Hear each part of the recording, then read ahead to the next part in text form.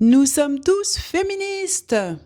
Ça n'est pas moi qui le dis, mais Chimamanda Ngozi Adichie.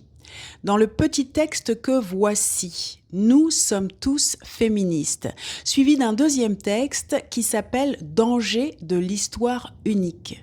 Deux textes qui résonnent l'un avec l'autre. L'histoire unique, c'est quoi ?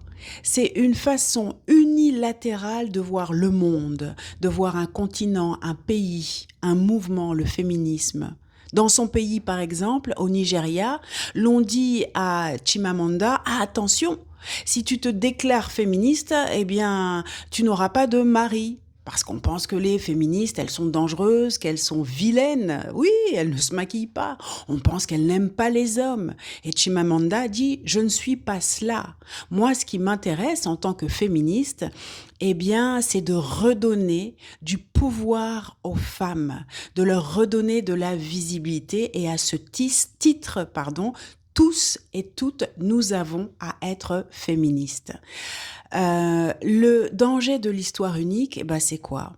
C'est d'emprisonner tout un pays, tout un continent dans un espace étriqué. Alors évidemment, elle donne l'exemple de ce qu'elle a traversé, elle, et je reviens à son roman Americana qui raconte l'histoire d'une jeune fille de Lagos qui part étudier aux États-Unis et qui là se confronte au regard misérabiliste des Américains qui ne connaissent l'Afrique que par les productions américaines, le cinéma, les livres, le monde de l'édition, voilà. On sait que l'Occident a de l'argent, suffisamment de moyens pour faire son narratif sur d'autres continents, sur d'autres pays, et ce narratif est tellement puissant, les moyens sont tellement grands, tellement forts, que malheureusement ce narratif vient imprimer les esprits et ne permet pas d'avoir une multiplicité de regards, d'images